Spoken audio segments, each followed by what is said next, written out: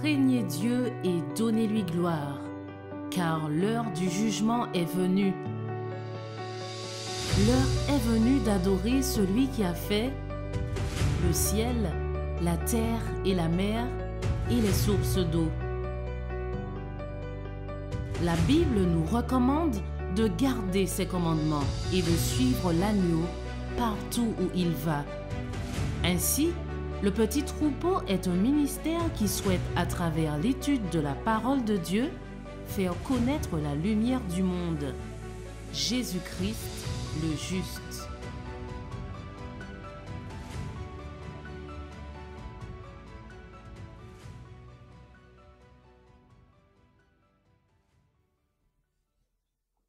Eh bien, nous allons pouvoir commencer ce moment de partage. Et pour commencer, je vous invite à vous prosterner avec moi.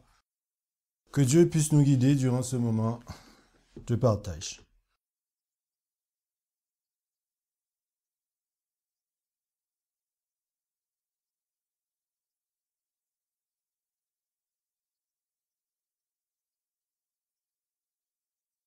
Prions.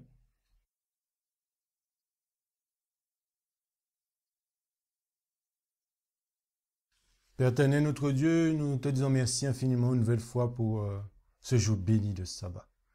Ce jour que tu as mis à part pour chacun d'entre nous. Mais Seigneur, nous nous apprêtons à ouvrir ta parole. Veuille Seigneur nous disposer à entendre ce que tu as à nous dire encore aujourd'hui. Oui Seigneur, nous voulons progresser dans notre marche chrétienne. Nous voulons avancer pas à pas afin de pouvoir faire ta volonté et pas la nôtre. Oui, Père éternel, sois avec tes enfants en ce jour béni de sabbat. Fortifie-nous. Guide-nous, Père. Accorde-nous la puissance de ton esprit. Oui, Seigneur, nous allons voir ce que ta messagère nous souhaite nous faire part. Ça peut être difficile à entendre peut-être, mais Seigneur, nous voulons faire ta volonté. Alors guide-nous, Seigneur, je t'en prie. Fortifie-nous, permets de prendre courage et que nous puissions être obéissants. Pardon pour nos fautes, pour tous nos péchés. Lave-nous, purifie-nous dans le sang précieux de ton Fils Jésus. Et c'est en son nom que t'en prié pour ta gloire. Amen. Amen. Amen.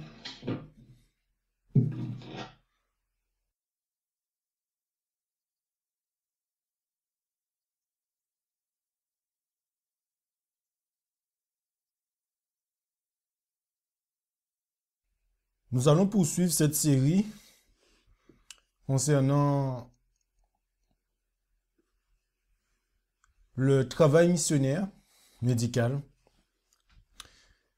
Et comme vous avez pu le voir sur les deux premières présentations, l'importance de ce message, l'importance de la compréhension de ce message, car cela nous sera utile, fortement utile pour ces temps de la fin.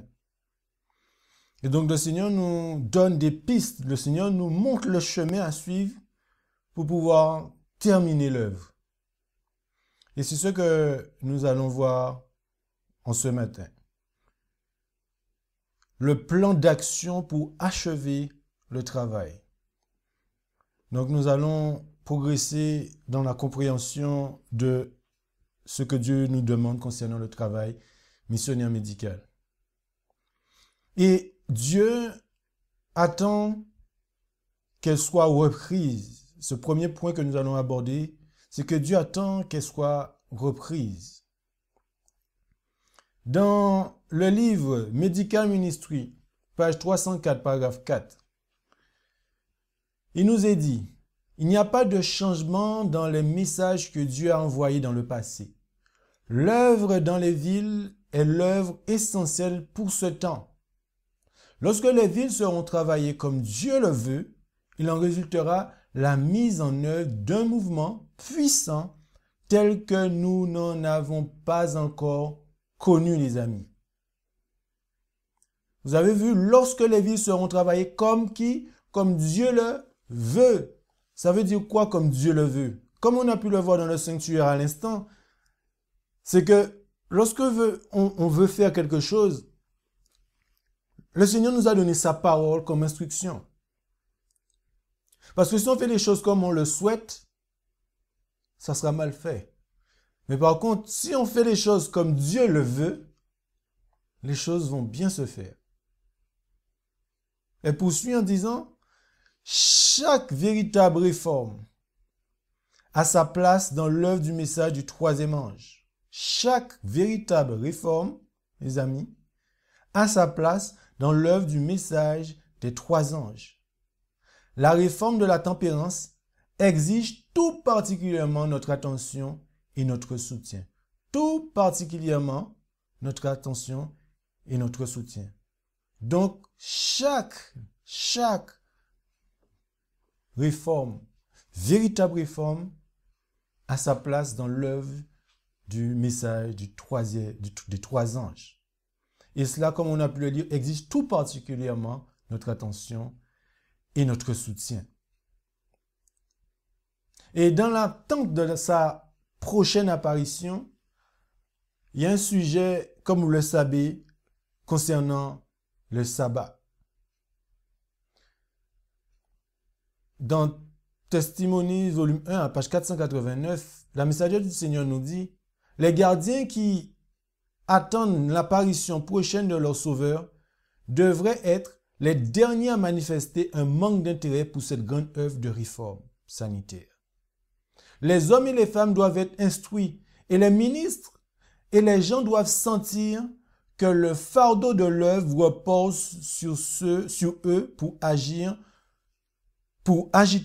le sujet et le faire comprendre aux autres. » Waouh! Vous avez vu ça, les amis?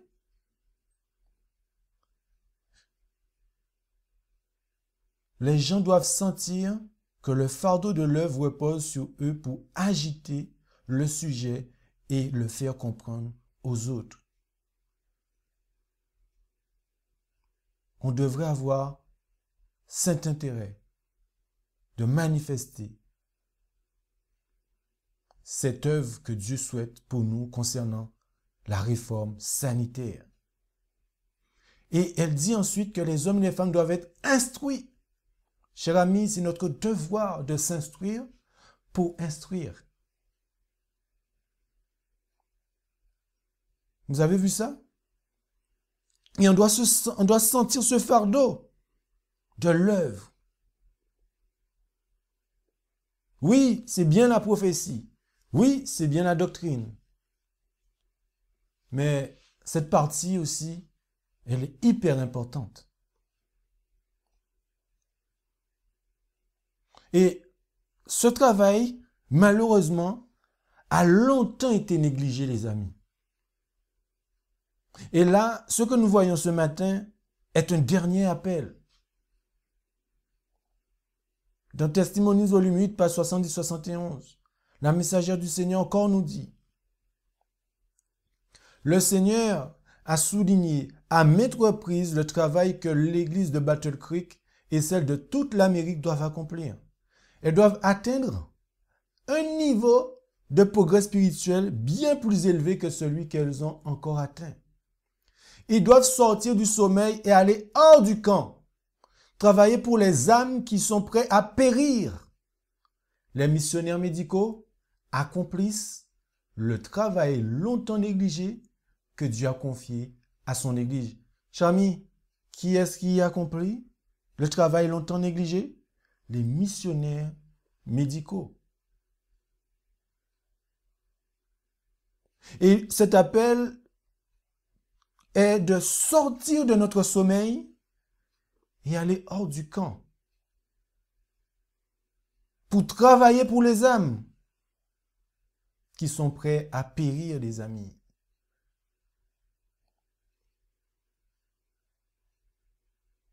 Et cela, ça sera le seul travail qui sera bientôt fait, les amis.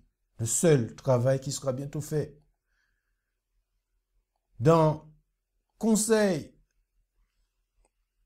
sur la santé, page 533, « Mon cœur s'attriste en regardant nos églises qui devrait être lié par le cœur, l'âme et la pratique à l'œuvre missionnaire médicale. Je tiens à vous dire que bientôt, il n'y aura plus d'autre travail ministériel que l'œuvre missionnaire médicale. Bientôt, il n'y aura plus d'autre travail ministériel que l'œuvre missionnaire médicale. Est-ce que vous avez entendu, les amis? Est-ce que c'est clair pour tout le monde? Amen.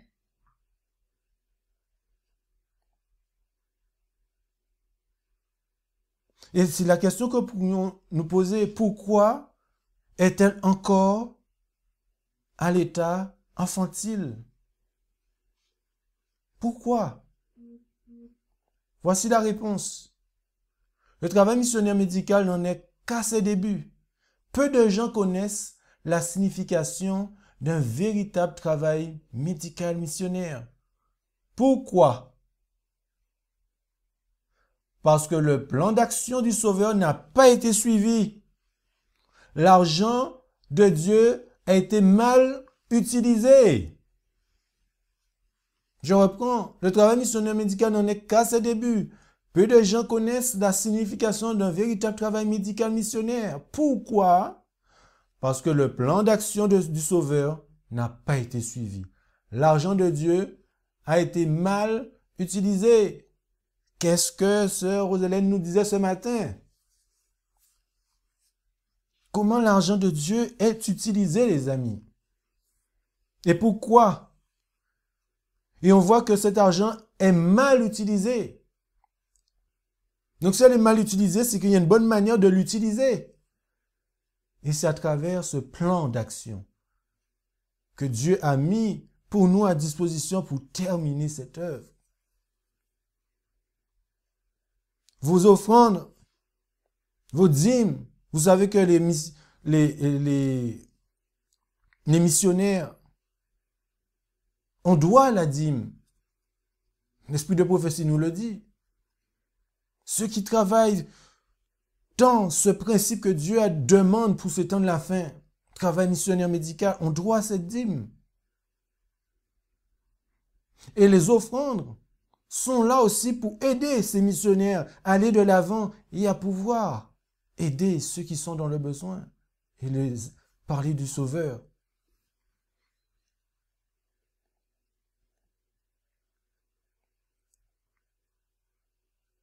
Et pour cela, il y a un élément nécessaire. Et cela, il faut que nous l'intégrons. Dans Medical Ministry, page 319, elle dit, il est nécessaire d'intégrer cet élément dans le travail. Le peuple de Dieu doit recevoir l'avertissement et travailler pour les âmes là où elles se trouvent. En allant de lieu en lieu, il bénissait et réconfortait ceux qui souffraient et guérissait les malades. La raison pour laquelle le Seigneur ne manifeste pas sa puissance avec plus de détermination est qu'il y a si peu de spiritualité parmi ceux qui prétendent croire en la vérité. Vous avez vu quelle est la raison pour laquelle le Seigneur ne manifeste pas sa puissance, les amis? C'est qu'il y a peu de spiritualité parmi nous. Et cela, il est nécessaire d'intégrer cet élément dans notre travail, les amis. Très important, les amis. Nous devons intégrer cela.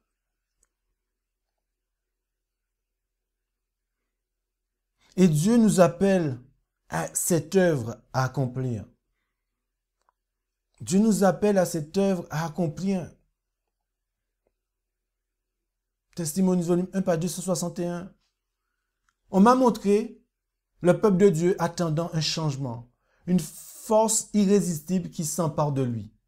Mais ils seront déçus car ils se trompent. Il faut qu'ils agissent, qu'ils s'emparent eux-mêmes de l'œuvre et qu'ils crient sincèrement à Dieu pour obtenir une véritable connaissance d'eux-mêmes. Les scènes qui se déroulent devant nous sont suffisamment importantes pour que nous nous réveillions et que nous fassions comprendre la vérité à tous ceux qui veulent bien nous écouter. La moisson de la terre est presque mûre. Il faut qu'on agisse. Amen. Il faut qu'on agisse. Et on doit s'emparer de l'œuvre, les amis. Nous devons crier sincèrement à Dieu.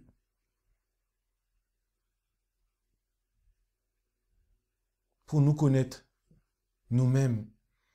Parce que lorsqu'on rentre dans cette œuvre, les amis, on sera confronté à l'humain.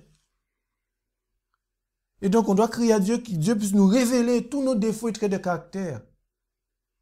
Pour que justement, lorsque nous irons dans le champ, ce que nous allons vouloir mettre en œuvre, à ce que Dieu nous a appelés, que Dieu puisse opérer, notamment en contact avec ces gens, une transformation, afin que nous ayons un caractère semblable à celui de notre Sauveur Jésus.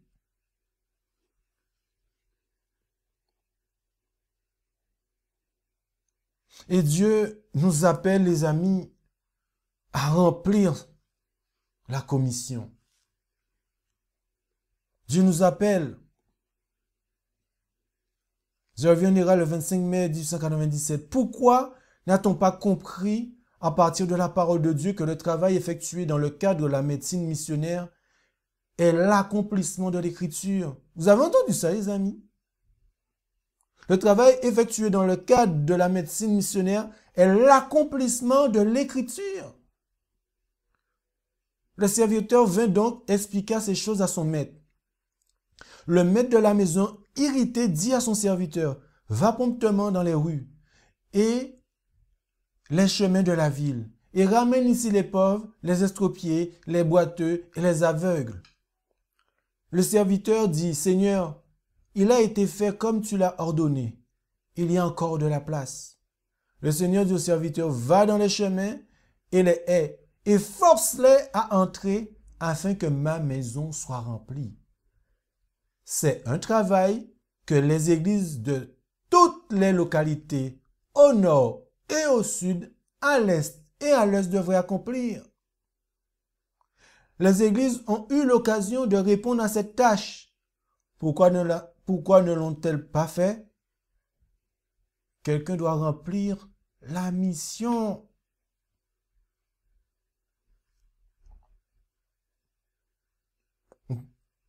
On n'est pas obligé de faire de commentaires, vous voyez?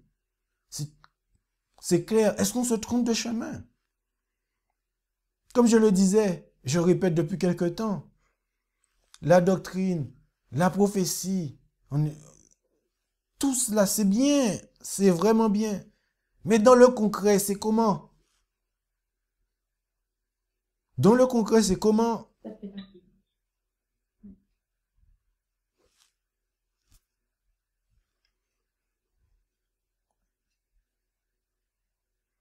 Et je vous appelle en ce matin, mes frères et sœurs, que j'aime beaucoup,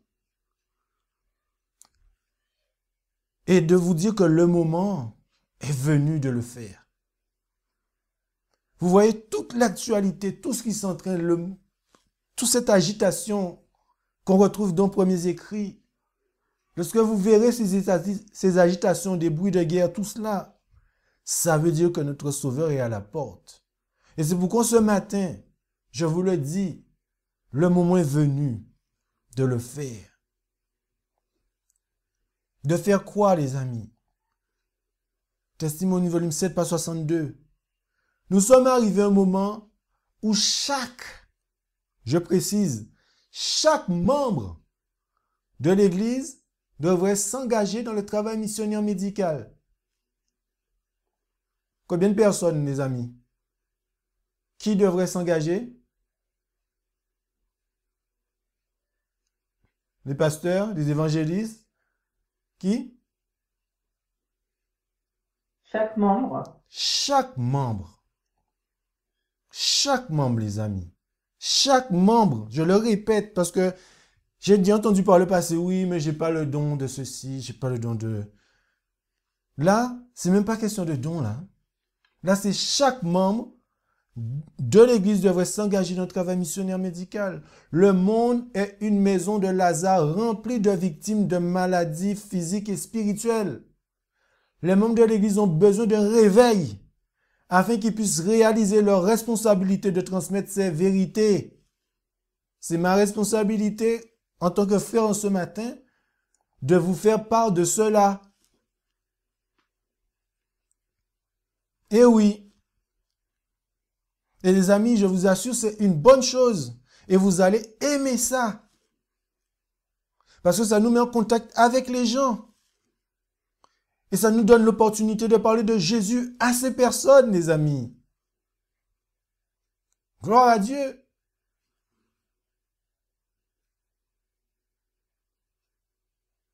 Et nous avons besoin de ce réveil. Lily disait ce matin, prions pour ce réveil. Mais ce réveil, regardez ce qu'on a lu. Je le remets pour vous. Ce réveil est pour que nous puissions réaliser notre responsabilité de transmettre ces vérités. Donc, si on veut être réveillé, les amis, il faut travailler. On n'a pas le choix. Si on veut être réveillé, il faut qu'on travaille dans cette œuvre. Et qu'on ait le désir de travailler dans cette œuvre. Et que Dieu puisse nous réveiller. Afin que nous puissions transmettre ces vérités à nos semblables.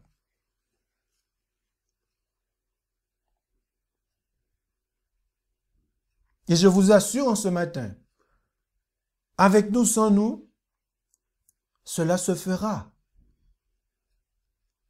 Cela se fera, les amis. La messagère du Seigneur nous dit, dans Testimony volume 8, page 75,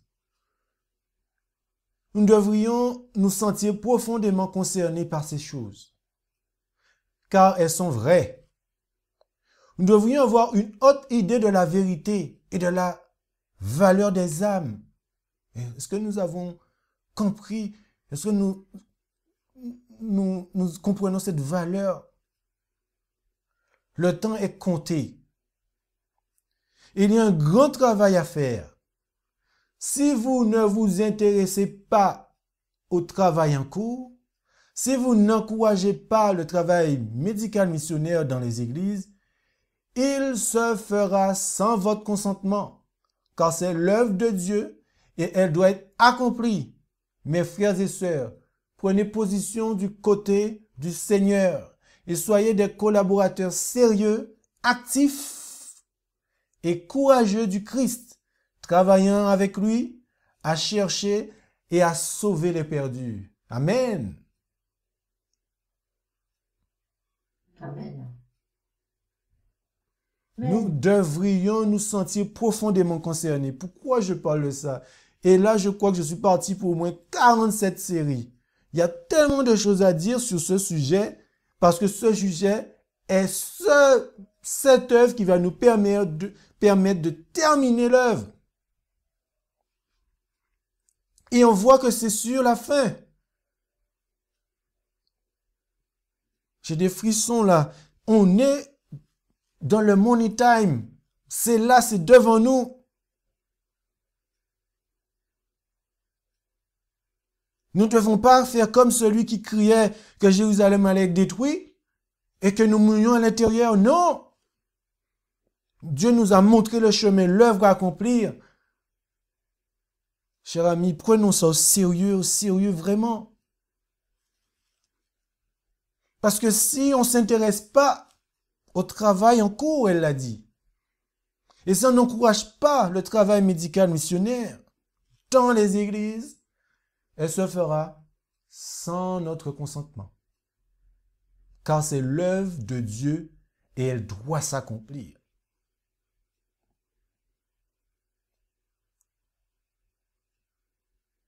Et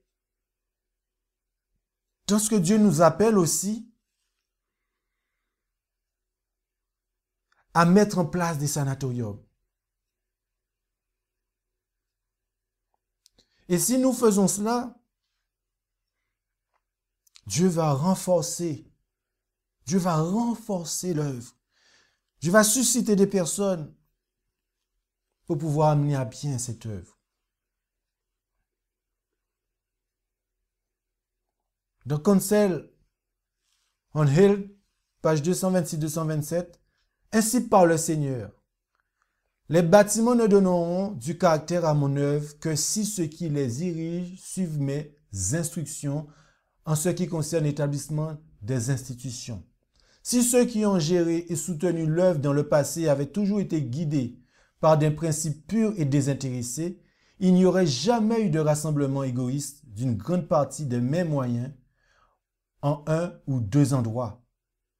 Des institutions auraient été établies dans de nombreuses localités.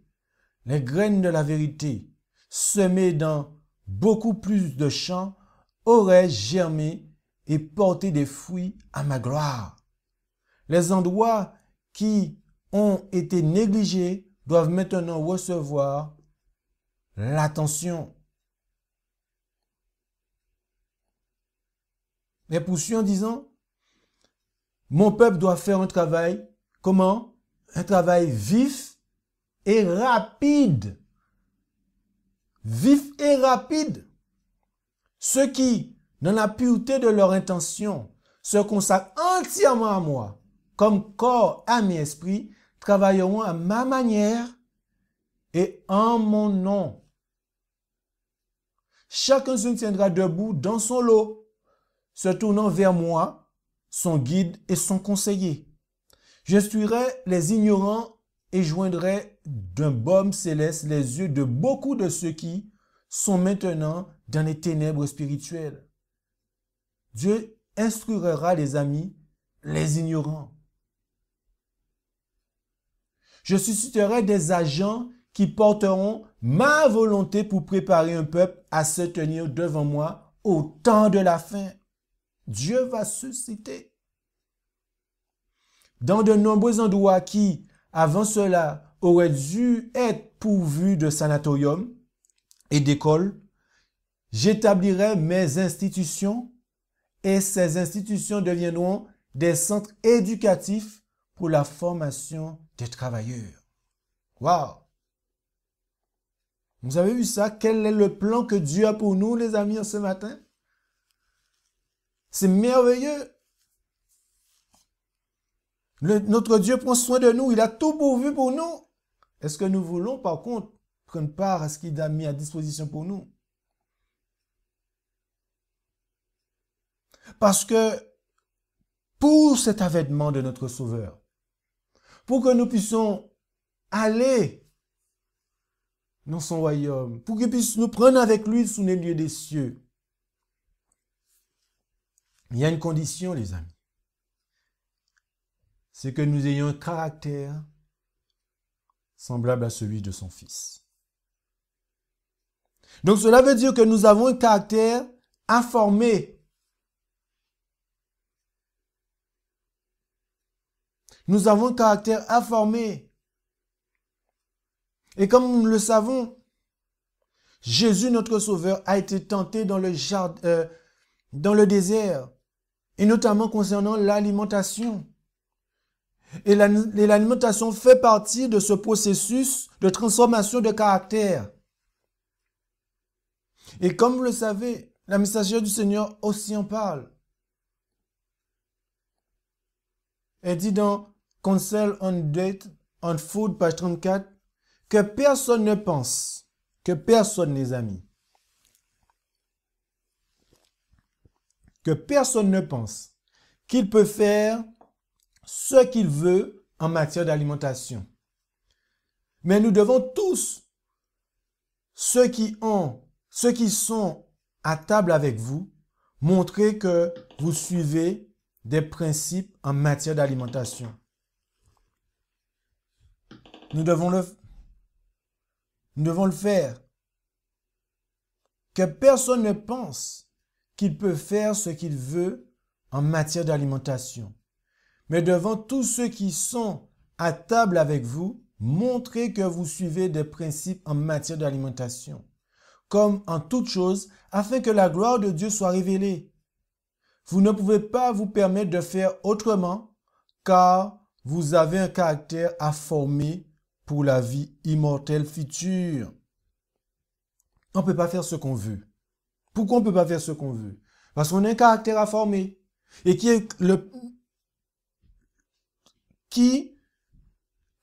est capable de nous dire quel caractère que nous devons avoir et pourquoi? C'est Dieu. Nous avons un caractère à former. Pourquoi? Pour la vie immortelle future.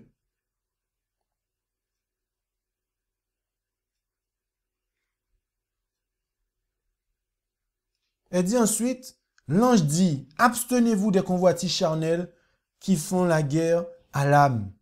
Vous avez trébuché sous la réforme de la santé. Elle vous semble être un appendice inutile à la vérité. Beaucoup disent ça, ça sauve pas. Il n'en est rien. Elle fait partie de la vérité. Vous avez devant vous un travail qui sera plus proche et plus éprouvant que tout ce qui vous a été demandé jusqu'à présent. Si vous hésitez et restez en retrait, sans saisir la bénédiction que vous avez le privilège de recevoir, vous subissez une perte. Vous trébuchez sur la bénédiction, même que le ciel a placée sur votre chemin pour rendre votre progression moins difficile. Nous avons un travail à faire, les amis.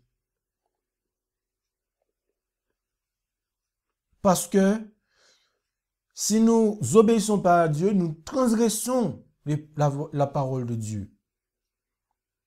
Et que Dieu ne peut soutenir des serviteurs dans le péché. Le Seigneur a donné à son peuple un message concernant la réforme de la santé. Cette lumière éclaire leur chemin depuis 30 ans. Et le Seigneur ne peut pas soutenir ses serviteurs dans une voie qui s'y opposerait. Il est mécontent lorsque ses serviteurs agissent en opposition avec le message sur ce point qu'il leur a donné pour qu'ils le transmettent à d'autres. Peut-il être satisfait lorsque la moitié des ouvriers travaillent dans une localité enseignant que les principes de la réforme sanitaire sont aussi étroitement liés au message des 3 anges que le bras droit l'est au corps, alors que leurs collègues, par leur pratique, enseignant des principes entièrement opposés, cela est considéré comme un péché aux yeux de Dieu. Cela est considéré comme un péché aux yeux de Dieu.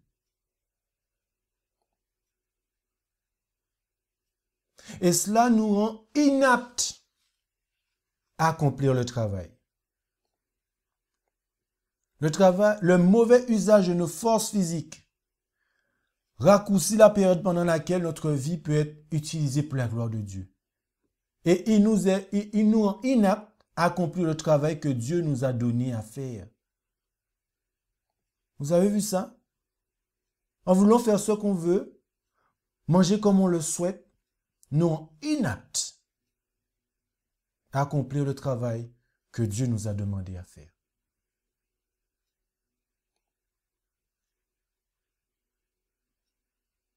Et si cela nous rend inaptes, donc cela nous est impossible de glorifier Dieu.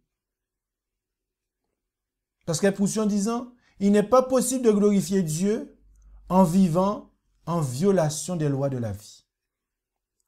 Le cœur ne peut pas maintenir la consécration à Dieu si l'on se laisse aller à l'appétit de la luxure.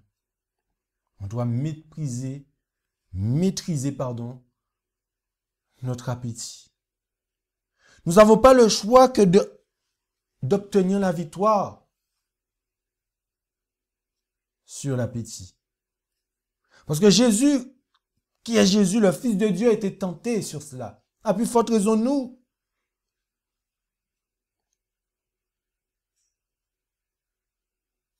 Et si nous ne passons pas dans ce chemin, les amis, la sanctification et la perfection sont impossibles. Un corps malade et un intellect désordonné à cause d'une indulgence continuelle pour la luxure rend impossible la sanctification du corps et de l'esprit. L'apôtre a compris l'importance de la santé du corps pour la pour la perfection du caractère chrétien. Un corps malade et un intellect désordonné, à cause d'une indulgence continuelle pour la luxure, rend impossible la sanctification du corps et de l'esprit. Et ce travail que Dieu veut faire en nous, les amis, assurément, elle ébranlera et purifiera l'Église. Est-ce que vous êtes d'accord? Est-ce que vous pensez, est-ce que vous êtes d'accord avec ça? Parfait. Amen. Oui, les amis, ça va être un de nos combats. Un de mes combats et un des combats de chacun d'entre nous. Oui, je vous assure. Parce qu'on comprend, à l'heure d'aujourd'hui, le lien qui est entre le cerveau et le ventre. Scientifiquement, bien que l'esprit de prophétie nous l'avait déjà expliqué, mais maintenant même la science nous démontre qu'il y a un lien entre le ventre et l'esprit. Et tout cela, toutes ces informations que le Seigneur nous donne, c'est pour notre salut et le salut pour les gens de ce monde.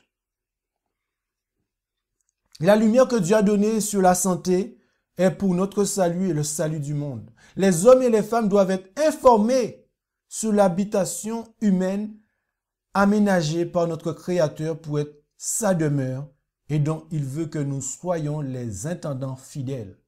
Car vous êtes le temple du Dieu vivant, comme Dieu l'a dit. J'habiterai en eux et je marcherai en eux, je serai leur Dieu et ils seront mon peuple.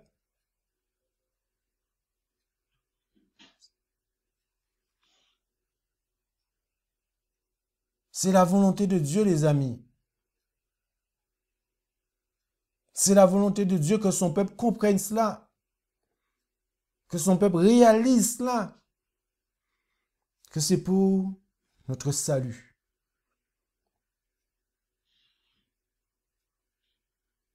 Et tout cela, les amis, tout cela, c'est pour alléger les souffrances et purifier son peuple. Dieu nous aime. Je ne vous apprends rien.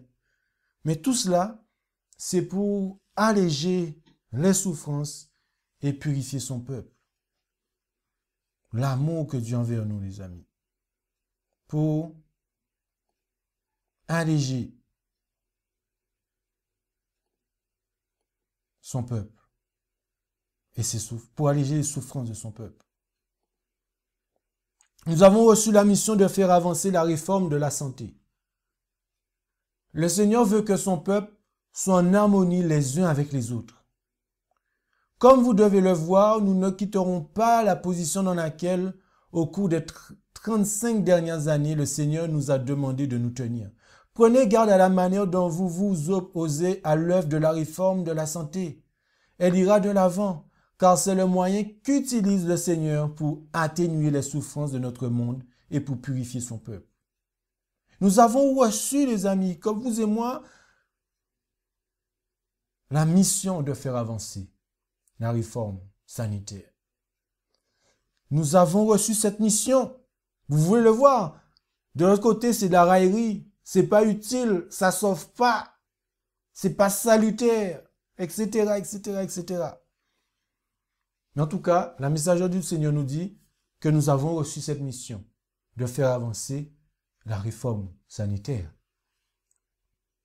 Et elle ira de l'avant, car c'est le moyen, je le répète, qu'utilise le Seigneur pour atténuer les souffrances de notre monde et purifier son peuple.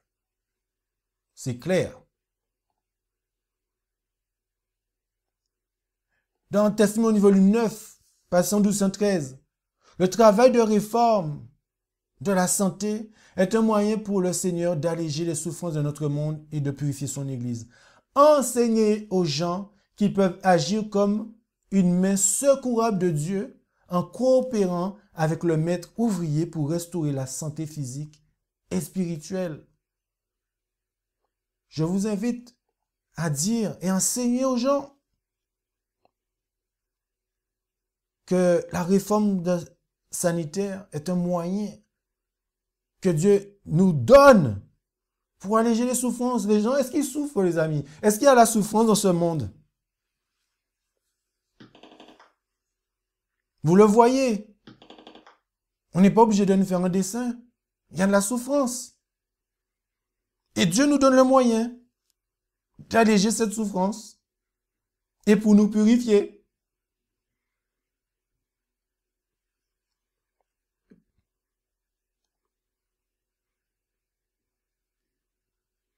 Et comme vous pouvez le voir, ce message a été donné il y a etc. d'années en arrière. Pour purifier, pour soulager. Mais quand vous regardez à l'heure d'aujourd'hui, est-ce qu'il y a un retour en arrière? Est-ce qu'il y a un retour de cette désobéissance à ce message, cette désobéissance à mettre en pratique l'œuvre que Dieu nous demande en ce matin? La messagère du Seigneur nous dit l'incapacité à suivre des principes saints a entaché l'histoire du peuple de Dieu. Il y a eu un recul continuel dans la réforme sanitaire et en conséquence, Dieu est déshonoré par un grand manque de spiritualité. Des barrières ont été érigées qui n'auraient jamais été vues si le peuple de Dieu avait marché dans la lumière. Je répète, des barrières ont été érigées qui n'auraient jamais été vues si le peuple de Dieu avait marché dans la lumière. Donc si nous ne mettons pas en œuvre, c'est pourquoi Dieu nous appelle en ce matin. Est-ce qu'on marche dans la lumière? Est-ce que ceux qui disent que ce n'est pas salutaire, que ça n'a pas d'importance, marchent-ils dans la lumière? Font-ils la volonté de Dieu? Ou est-ce qu'ils s'opposent au message? Donc si on s'oppose au message, c'est qu'on s'oppose à Dieu. Et qui veut dire qu'il y a un grand manque de spiritualité. Dieu nous appelle à regarder l'Éden. Oui, parce que nos premiers parents, comme nos premiers parents ont perdu l'Éden à cause de leur appétit, notre seul espoir de retrouver l'Éden est de refuser fermement l'appétit à la passion. Donc les amis, si on veut revenir à cet Éden perdu, nous devons faire quoi? Nous avons la solution. Refuser fermement l'appétit et la passion. Voilà ce que nous devons faire. Et c'est impossible, les amis. C'est impossible. Il est impossible à ceux qui donnent les rênes à l'appétit d'atteindre la perfection du caractère. Chers amis, si on devait faire un sondage, je vous assure qu'il y a beaucoup de personnes parmi nous, d'entre nous. C'est un combat pour nous, chaque individuellement, d'avoir la victoire sur ça, les amis. D'avoir la victoire sur ça. Sur l'appétit. Et si nous n'avons pas cette victoire, la messagère du Seigneur nous dit qu'il serait difficile, et même pas difficile, impossible d'atteindre la perfection du caractère. Donc si on n'atteint pas cette perfection du caractère, pouvons-nous aller sous les nuées à la rencontre de notre Sauveur.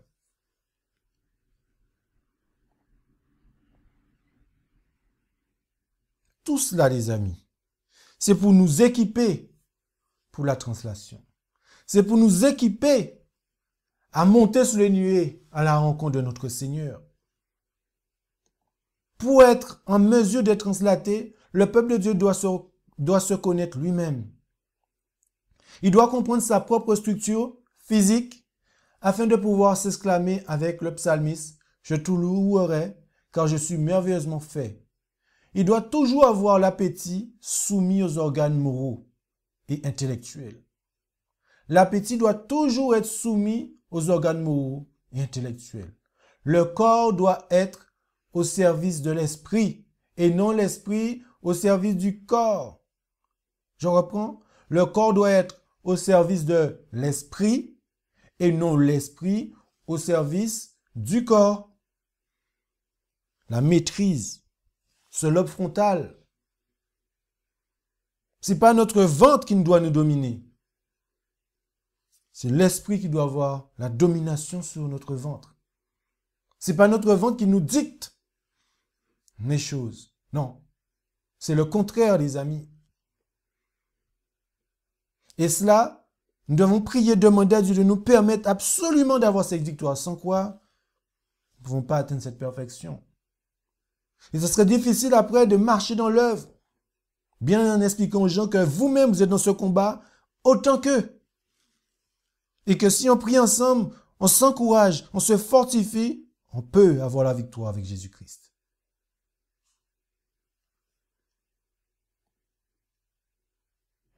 Amen. Et est-ce qu'on est prêt? Est-ce qu'on est paré pour l'immortalité?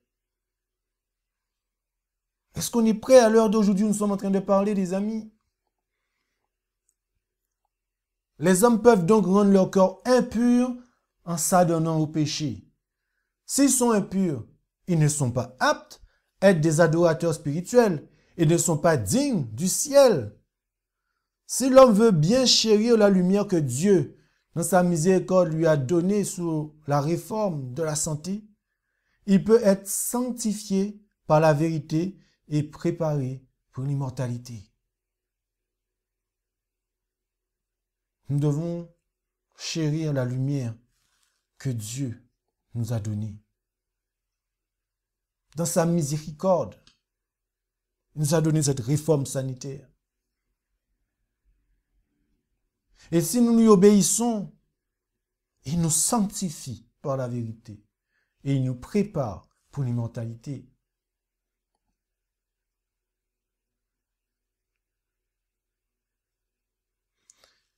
Et pour prendre part et être apte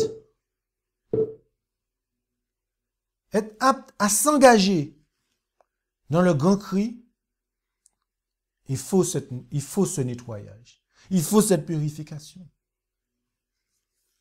Il nous le faut, Seigneur. Il nous le faut, les amis. Dieu demande à son peuple de se purifier de toute souillure de la chair et de l'esprit en perfectionnant la sainteté dans la crainte du Seigneur. Il m'a été montré que si le peuple de Dieu ne fait aucun effort de son côté, mais attend que le rafraîchissement vienne sur lui et enlève ses torts et corrige ses erreurs, s'il dépend de cela pour se purifier de toute souillure de la chair de l'esprit, et s'il est apte à prendre part au grand cri du troisième ange, il sera trouvé en défaut. Le rafraîchissement ou la puissance de Dieu ne vient que sur ceux qui s'y sont préparés en faisant le travail que Dieu leur demande, c'est-à-dire en se purifiant de toute souillure de la chair et de l'esprit, en perfectionnant la sainteté dans la crainte de Dieu.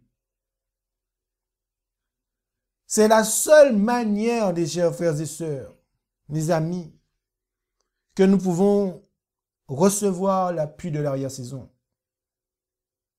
Quand je dis la seule manière, je préfère dire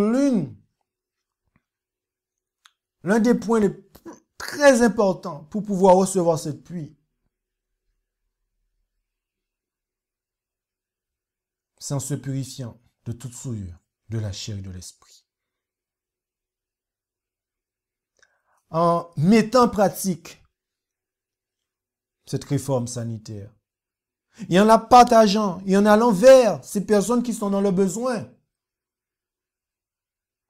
pour le perfectionnement de la sainteté, dans la crainte de Dieu. Le Seigneur souhaite nous préparer au grand cri. Et j'espère que ce matin, que vous voulez être prêts pour proclamer ce message, pour crier à plein gosier. On m'a montré que le travail de réforme de la santé est à peine entamé. Alors que certains se sentent profondément concernés et manifestent leur foi dans cette œuvre, d'autres restent indifférents et ont à peine fait le premier pas vers la réforme. Il semble y avoir en eux un cœur d'incrédulité. Et comme cette réforme restreint l'appétit de convoitise, beaucoup reculent. Ils ont d'autres dieux devant le Seigneur. Leur goût, leur appétit est leur Dieu. Le peuple de Dieu, ils ont un travail à faire pour eux-mêmes qu'ils ne devraient pas laisser à Dieu le soin de faire pour eux. Il leur a laissé ce travail à faire.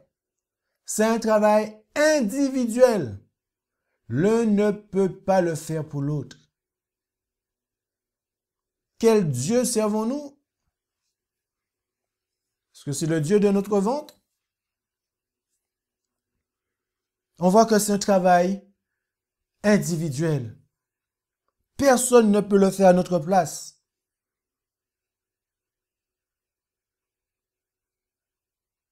Et ce message s'adresse au peuple de Dieu, les amis.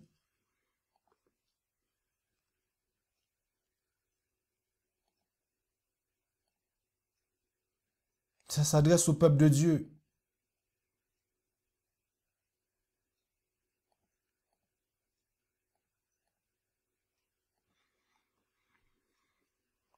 Et cela nous servira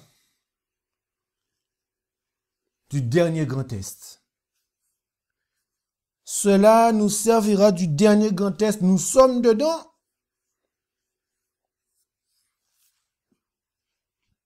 Elle dit ceci. La vérité de ce temps, le message du troisième ange doit être proclamé d'une voix forte, alors que nous approchons de la grande épreuve finale.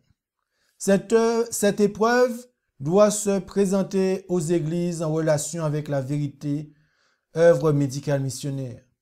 Une œuvre qui a le grand médecin pour dicter et présider à tout ce qu'elle comprend. Cette œuvre doit se présenter aux églises en relation avec la véritable œuvre médicale missionnaire, les amis. Voyez, ça va ensemble. Le message des trois anges qu'on dit qu'on veut prêcher va aussi avec cette œuvre de missionnaire médical. On ne peut pas dissocier les deux, ça va ensemble. C'est l'œuvre de Dieu. Et pourquoi le Seigneur souhaite que nous puissions prendre conscience de tout ça? Pourquoi, les amis? Parce que nous avons un ennemi de nos âmes.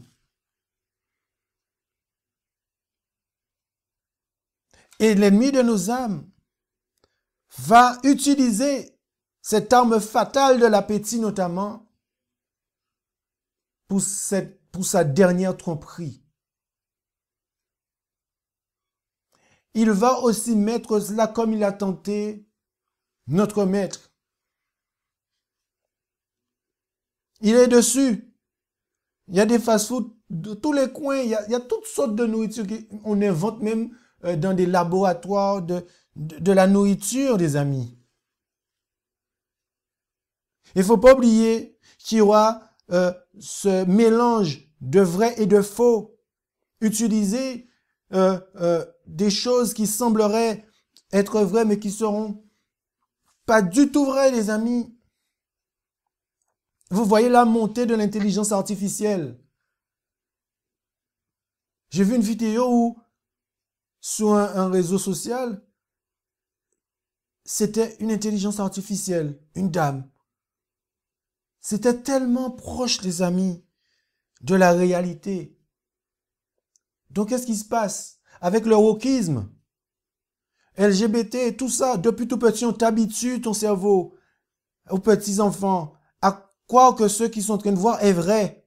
On nous habitue à l'intelligence artificielle pour nous montrer que ça semble vrai, c'est quelque chose de concret. Intelligence artificielle et non une intelligence spirituelle de Dieu.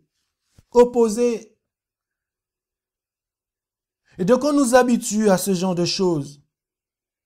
C'est pour nous tromper. Il y a des gens qui ont été trompés dans la Bible. Pourquoi nous, on ne pourrait pas être trompés par l'ennemi de nos âmes? On nous habitue à l'intelligence artificielle. Comme ça, quand le spiritisme va se manifester avec puissance, qui pourra distinguer du faux du vrai? Et si nous n'avons pas le discernement, parce que nous avons eu la victoire sur l'appétit, et que ce n'est pas notre ventre qui nous dicte ce qu'on doit penser ou réfléchir, l'ennemi de nos âmes pourra nous tendre des pièges et nous tomber dedans. Donc c'est pour cela que le Seigneur avait prévu au préalable que nous ayons la victoire sur cela, les amis, pour que notre discernement soit clair, pour que nous ne puissions pas être trompés par l'ennemi de nos âmes. Il a mis tout, on ne pourra pas dire au Seigneur qu'on ne savait pas. On ne pourra pas dire ça, les amis, vous le savez comme moi.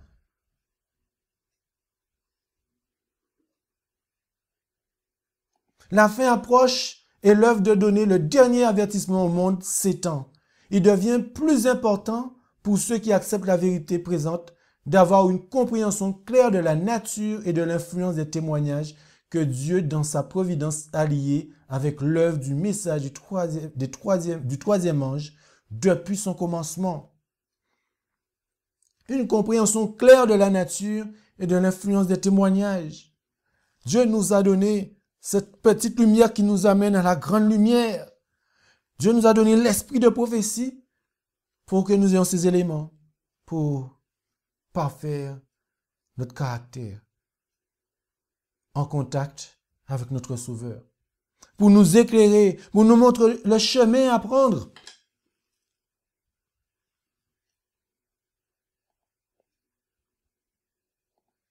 Si vous perdez confiance dans les témoignages, oui, parce que quand on parle de l'esprit de prophétie, c'est que des témoignages. Bref, si vous perdez confiance dans les témoignages, vous vous éloignez de la vérité biblique. Comme vous détenez maintenant les témoignages, si l'on vous en donnait un qui croise votre chemin, qui corrige vos erreurs, vous sentiriez-vous parfaitement libre d'en accepter ou d'en rejeter une partie de la totalité? Ce que vous serez le moins enclin à recevoir, c'est la partie même dont vous avez le plus besoin. Oui! Comme vous le voyez, au fur et à mesure qu'on avance, les témoignages sont mis de côté. Oui, mais c'était à l'époque d'Ellen White. C'était avant, ça ne nous concerne plus. Faut mettre ça dans son contexte, etc., etc. On va sortir plein de trucs. Mais il nous a dit, si vous perdez confiance dans les témoignages, vous vous éloignez de la vérité biblique. Clairement. Et Satan appuie constamment l'erreur pour guider loin de la vérité. Le tout dernier mensonge de Satan sera de rendre sans effet les témoignages de l'Esprit de Dieu. Là où il n'y a pas de vision, le peuple périt. Proverbe 29, verset 18. Satan travaillera ingénieusement de différentes manières et par différents moyens pour ébranler la confiance du reste du peuple de Dieu dans le vrai témoignage. Vous éloignerez de la vérité biblique, corrigeant vos erreurs vous sentirez-vous parfaitement libre d'en accepter ou d'en rejeter une partie ou l'ensemble. Ce qui, de l'histoire de l'humanité, j'ai un problème de traduction, mais voilà, ça reprend un petit peu la citation qu'on a lue précédemment, mais Satan va utiliser beaucoup de choses pour pouvoir nous induire en erreur. Beaucoup de choses et nous faire perdre confiance dans les témoignages.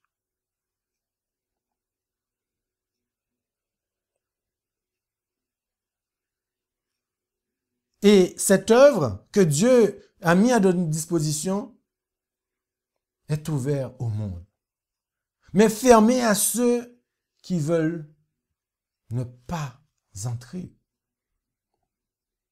Oh, que le peuple connaisse le temps de sa visite. Nombreux sont ceux qui n'ont pas encore entendu la vérité éprouvante pour ce temps. Il y en a beaucoup avec qui l'Esprit de Dieu est en train de lutter. Le temps des jugements destructeurs de Dieu est le temps de la miséricorde pour ceux qui n'ont pas eu l'occasion d'apprendre la vérité. Le Seigneur les regarde avec tendresse. Son cœur de miséricorde est touché. Sa main est encore tendue pour sauver, alors que la porte est fermée à ceux qui ne veulent pas entrer. La porte est fermée à ceux qui ne veulent pas entrer. Oui, la porte sera fermée. Frères, soyez prudents, très prudents. Il y a un travail effectué par les missionnaires médicaux qui répondent à la description donnée dans Matthieu 24, 48 à 51. Le Seigneur travaille pour atteindre les plus dépravés. Beaucoup sauront ce que signifie être attiré par le Christ, mais n'auront pas le courage moral de combattre l'appétit et la passion. Mais les ouvriers ne doivent pas être découragés, car il est écrit, dans les derniers temps, certains s'éloigneront de la foi en prêtant attention aux esprits séducteurs et aux doctrines de démons. Ne vous découragez pas, les amis. Ne vous découragez pas. Ne vous découragez pas. C'est l'œuvre de Dieu et Dieu souhaite que nous l'accomplissions. Est-ce que ce sont seulement ceux qui ont été sauvés des plus basses profondeurs qui retombent? Il y a dans le ministère des personnes qui ont eu la lumière et la connaissance de la vérité, mais qui ne seront pas des vainqueurs. Je reprends. Il y a dans le ministère des personnes qui ont eu la lumière et la connaissance de la vérité, mais qui ne seront pas des vainqueurs. Ils ne restreignent pas leur appétit et leur passion et ne renoncent pas à eux-mêmes pour l'amour du Christ.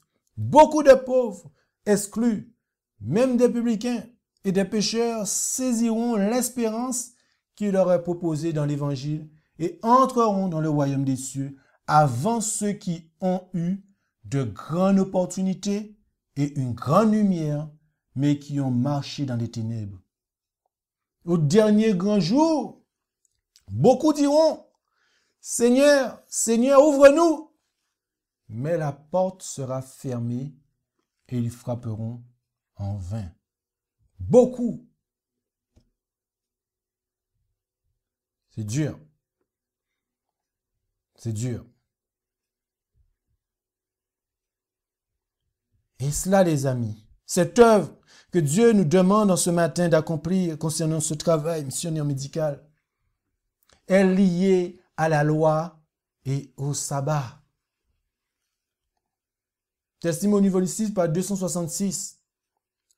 Le véritable travail missionnaire médical est inséparablement lié à l'observation des commandements de Dieu, parmi lesquels le sabbat est particulièrement mentionné puisqu'il est le grand mémorial de l'œuvre créatrice de Dieu. Car il est le grand mémorial de l'œuvre créatrice de Dieu. Son observation est liée à l'œuvre de restauration de l'image morale de Dieu dans l'homme. C'est le ministère que le peuple de Dieu doit poursuivre à l'heure actuelle. Ce ministère correctement exercé apportera de riches bénédictions à l'Église. Vous avez entendu de riches bénédictions. Si on pratique ce que Dieu nous demande, si on met en place cette œuvre, nous allons être bénis. Nous allons être transformés. Un caractère semblable à celui de Jésus, prêt à être translaté.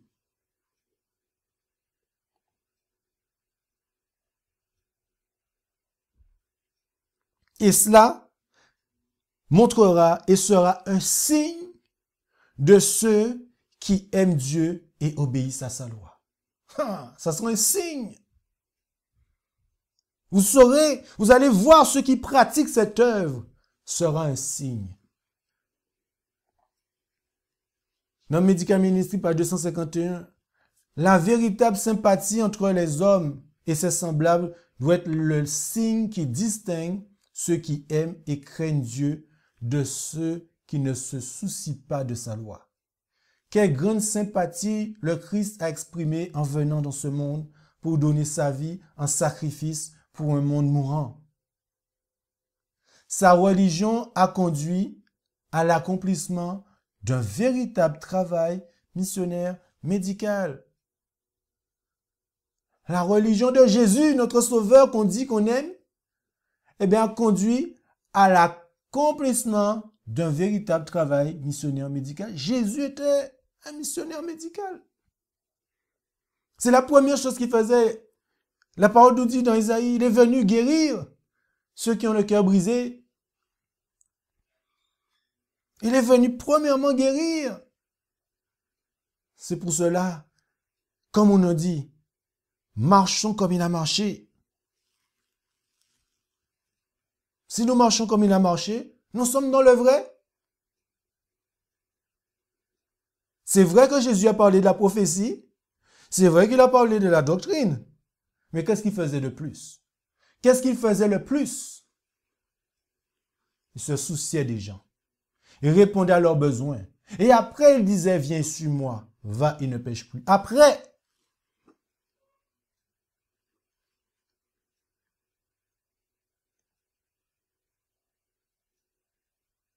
est-ce qu'on souhaite, avant de terminer, être scellé du sceau de Dieu?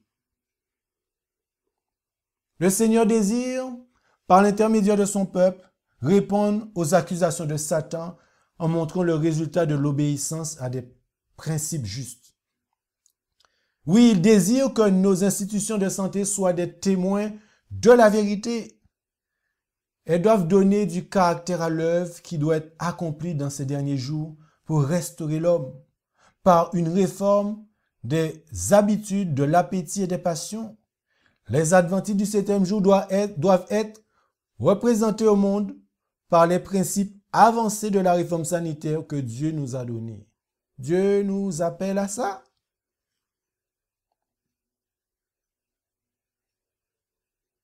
Le 58e chapitre d'Ésaïe contient des vérités actuelles pour le peuple de Dieu.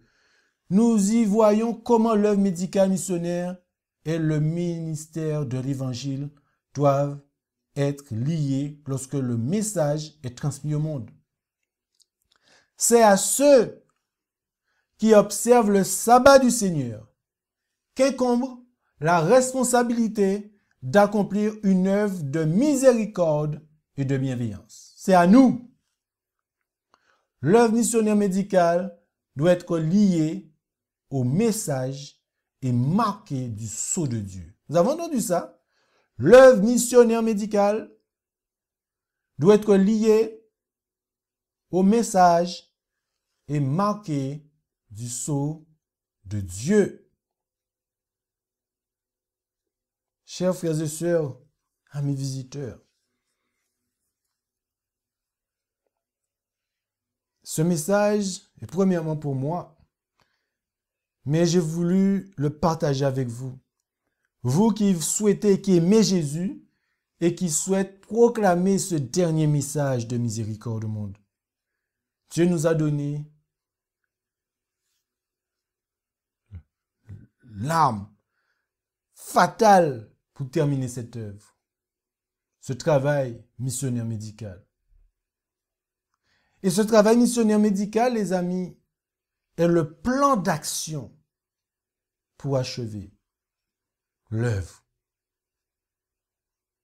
Je prie que Dieu nous saisisse, que nous ayons la victoire sous l'appétit, que nous ayons la victoire sur nos passions, que Dieu nous donne la victoire de dominer sur toutes ces choses qui nous empêcheraient d'atteindre cette perfection de caractère. Je prie vraiment pour que Dieu nous donne cette victoire, sans quoi nous ne pourrons pas être translatés. Nous devons nous encourager. Je vous invite à nous encourager, chacun d'entre nous, qui nous battons, nous livrons cette bataille de cette victoire qui nous est précieuse d'obtenir pour pouvoir être près de notre Sauveur. Que Dieu nous fortifie, que Dieu nous donne la force d'y arriver et que nous puissions tous être à l'œuvre. Oui, c'est bien la prophétie. Oui, c'est bien la doctrine. Mais cette œuvre particulière, le travail missionnaire médical, nous permettra d'achever cette œuvre. Que Dieu nous bénisse et encore bon sabbat. Eh bien, Amen. je vous invite à vous prosterner avec moi pour cette dernière prière.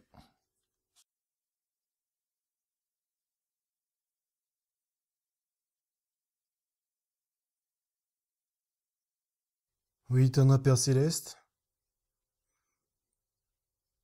ce message que tu nous adresses en ce jour béni de sabbat est un message spécial.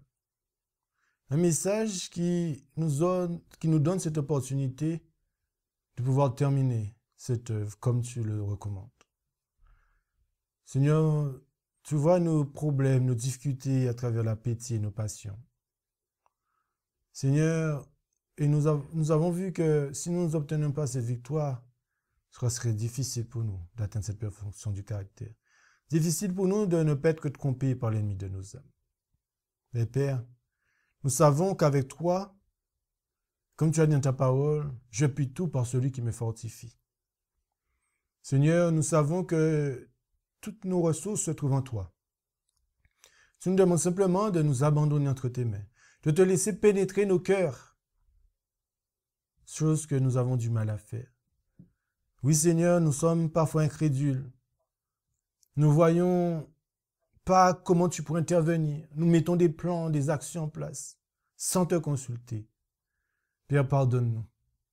Car ce n'est pas notre volonté que nous voulons faire, mais nous voulons faire ta volonté. Père, tu vois notre rébellion à toi. Mais je t'en prie de pouvoir, Seigneur, nous transformer. Oui, Seigneur, sans toi, nous ne pouvons rien faire. Nous avons tellement besoin de toi. Nous voyons cette œuvre d'une manière pratique, d'aller vers les veuves et les orphelins, ceux qui sont dans le besoin. Dehors, tu as dit, forcez-les d'entrer.